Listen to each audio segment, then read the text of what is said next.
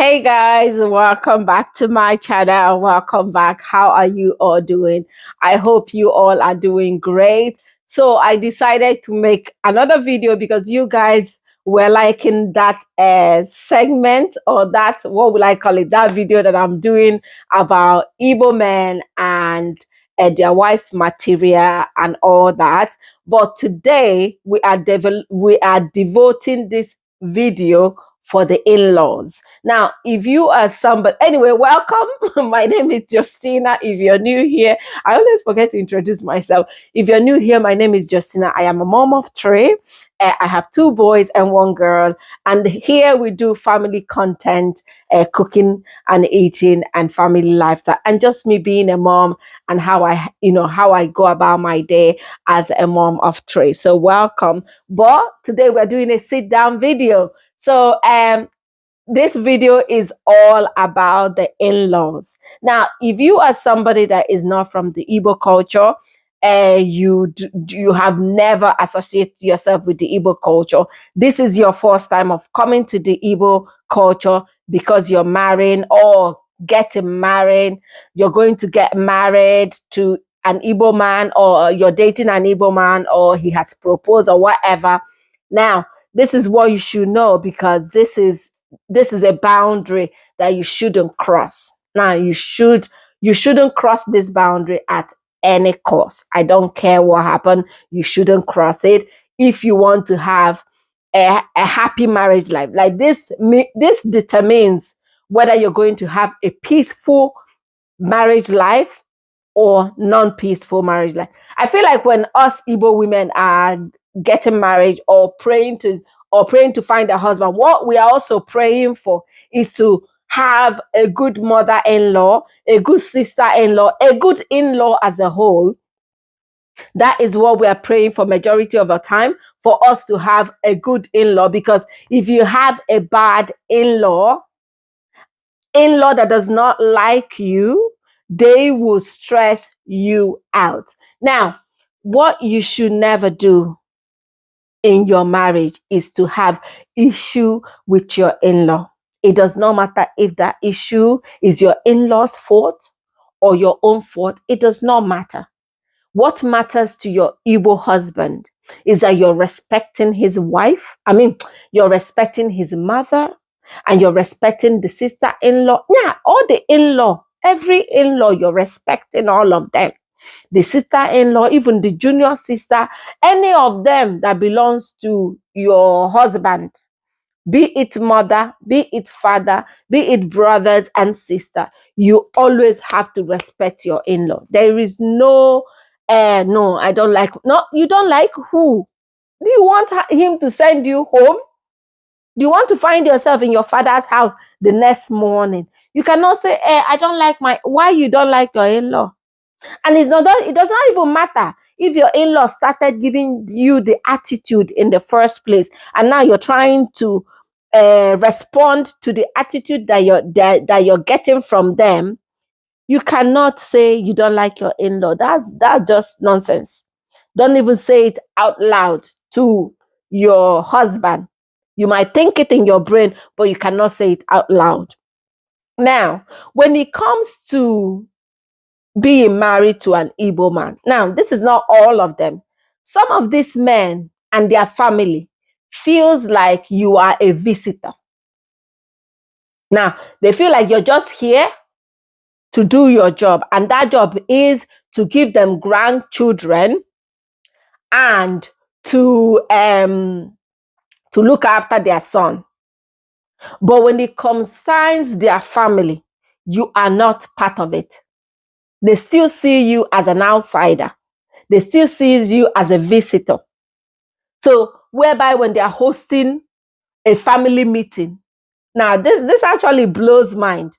When they are hosting a family meeting, the wives are not allowed to be in that family meeting because you guys are not from that family. But they said when you marry a husband, when the two people come together, both of you shall forget your other families to build your own family. But not in that case. Now, they see you as you're not part of the family. They will gather all the siblings of your husbands will gather and do the meeting, and the wives are not allowed to be in that meeting because you guys have nothing to contribute. And um where my logic start coming in this tradition is that okay, these women, they have nothing to contribute, but they are the ones raising the future family, the future members of this family. You people are raising the future kids, the people that will take over this family. But you guys are not being allowed to participate in the family meeting, the meeting that will also change or kind of have anything to do with your kid's life. That is how I see it. But my logic does not help anybody. Let's forget my logic. Now I'm here to tell you that when they are doing this meeting, wives are not allowed to be there. They might have group, WhatsApp, a family group where the wives are not allowed. So the wives can build up their own group and be wife group, but not part of the family. But yeah.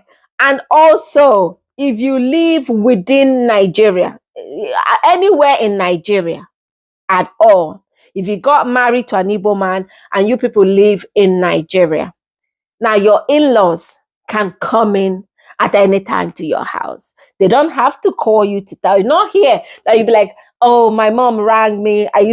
My work friends, they be like, oh, my mom rang me. She's coming in. I'm meeting her up tomorrow. We're going for tea. We're going for coffee. Blah, blah, blah. They don't ring you.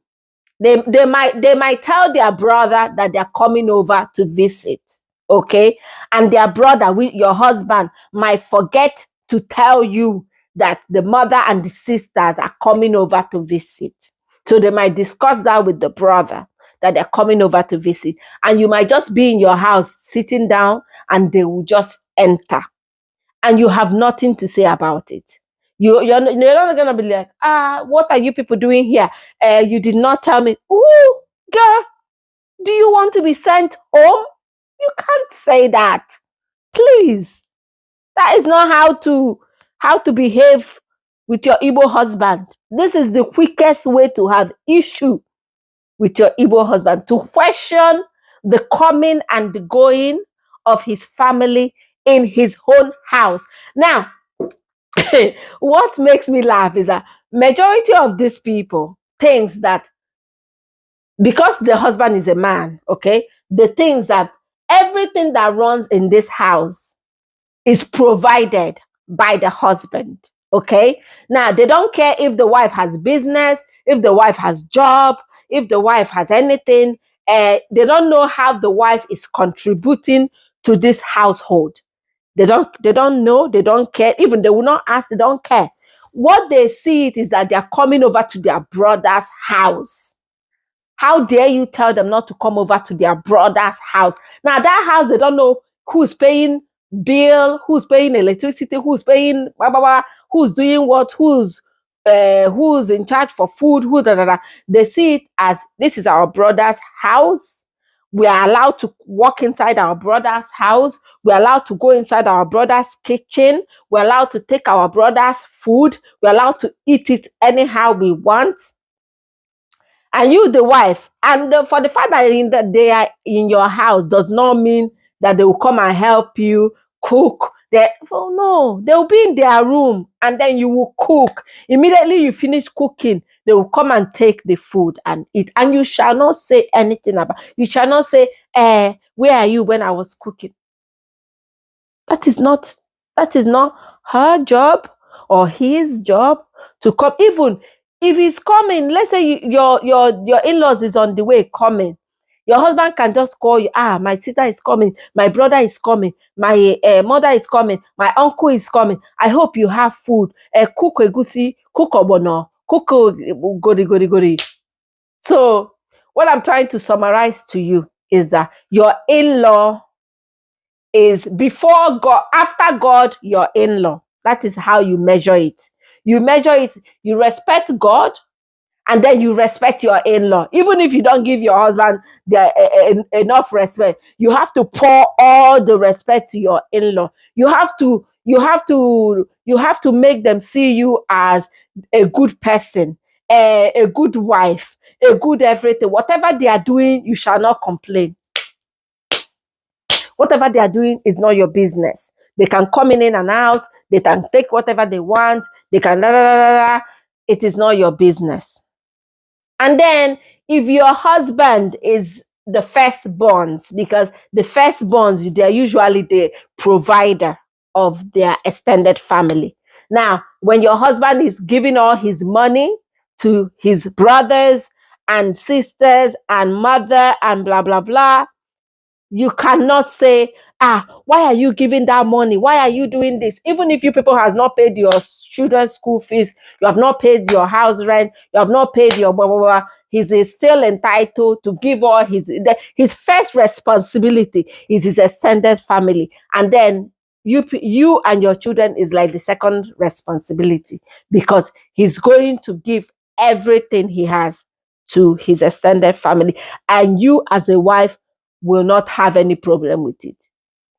You shall not have it, because your in-laws are the most important people in your life. You should know that as a good wife, as a good traditional Igbo wife. You should know that whatever your in-law do, pim, you zip it, you throw the key away. You shall not talk about it. You shall kiss the floor your in-laws walk on. You see them, they're walking. You're sweeping, you're kissing the floor. You shall obey every of their miss.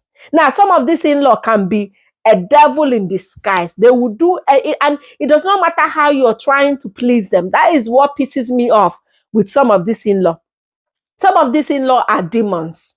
Now, there's a good in-law. I'm not saying there is all of them. There's a good people and there's a bad people. Okay, so pray so you should not get bad people as an in-law, because some of these in-law, they are evil. Whatever you do is not good enough for them. If you cook, they will complain. If you don't cook, they will complain. If you sleep, they will come. Why is he sleeping? Oh, people, everybody is awake. And she said, your wife is the only sleeping. There's nothing you do. They will not complain. I used to see some of these people when I was growing up with their daughters-in-law. They shall complain. You cook, too much salt, too much pepper. No, thank you. No, thank you will come out from their mouth, because they feel like this is what you owe to them as a daughter-in-law. Whatever you do to them, And then immediately, maybe their son started thinking with his own brain, not you telling him. Maybe the son has started gaining more brain, and maybe change a little bit of what he used to do. As somebody that has family now, because let me tell you, when their son was single, he was the one responsible, because that's what we do back home. We help out with our family member, blah, blah, blah. We, especially on our mom and our dad, which I do myself. My mom and my dad is my responsibility, and they're going to be until they die. But so the way it goes are, when these men, they are single, they look after the whole family, they provide, da, da, da, da. But when they get married, the lifestyle had changed. He will still try to keep up with whatever he was doing for his extended family.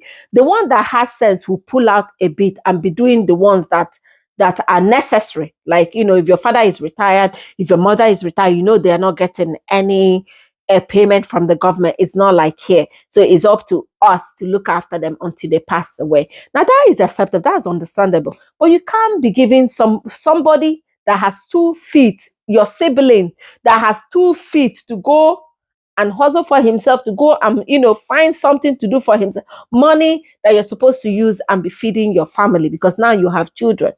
So some of these men that has a tiny sense, so not all of them, maybe they start, changing the way they help. They're now doing necessary things. Immediately he changed. Immediately they will carry you on top of their head. They're like, hey, his useless wife, his bad wife has told him not to give us money anymore, not to provide for us anymore, not to do this one for us anymore, not to anymore. You have not said anything to this man. You have not told this man anything. You have not asked him to do anything. You have not, but he used his own sense as somebody that has his own family now, as somebody that has his own responsibility now, to cut down what he was doing before as a single person. You cannot expect what he was doing before as a single person to compare to now that he's now a married person. But some of these in-law, they don't understand it. They don't. No, it is their son. It was their son first before you. Who are you? Who are you to tell their son to stop giving them money, to stop doing this for them? They will take you around the whole village. They will tell everybody how you're a terrible daughter-in-law, how you're a terrible this. Now, I think number one thing that will make you have is money issue. Once their son stopped giving them the amount of money that he used to give them when he was single, and now he's giving them whatever he can afford because now he has another responsibility. You have dig your own grave and push yourself inside it, because there's nothing you do now that they will see you as a good person. They would say since their son married you, their son has completely changed. Their son is no longer the same. Da da da da da da da da da. So this is it. If you are going to marry a Igbo Nigerian man, this is what you should know. Don't go in there blindless and then the thing smack you on the face. You're like, hey, what have I done to myself? Oh, you must love your in-laws. Some of you women that start picking issue with your in-law without your in-law doing anything to you, you shall not do it to an Igbo man's mother at all. You shall not pick any issue, even if they are doing anything to you, self, even if they are bothering your life, they are doing all sorts of shit to you, still, you shall not pick issue. You shall love your in-law like you love yourself. Anyway, guys, this is what I am here to tell you. For some of you that are not from Igbo land, you're not from Igbo culture, but you're dating an Igbo man, or you have married an Igbo man, or whatever, your in-law is the main husband. Your husband is just a husband. Your in-law is the people you're marrying. So you shall treat them with respect at all times. You shall not, you shall not talk anyhow. You shall not disrespect them. And when you people come home, you shall worship them. You shall cook for them, clean. They need to be looking at you and seeing good wife material at all time. They shall not look at you and you're doing like this. No, they need to look at you and see that, you're telling your husband, you have to give my mother-in-law money, oh. You have to give my sister-in-law money, oh. And they need to look at you and see you cooking for everybody. They need to look at you and see you washing for everybody, doing everything. That is how they want to see you. And that is how you shall behave if you want to be in a good term with your in-laws. Anyway, guys, thank you so much for stopping by. I hope you enjoyed it. If you did, don't forget to give a thumbs up, like, share, and subscribe. And I'll see you all on my next one. Bye.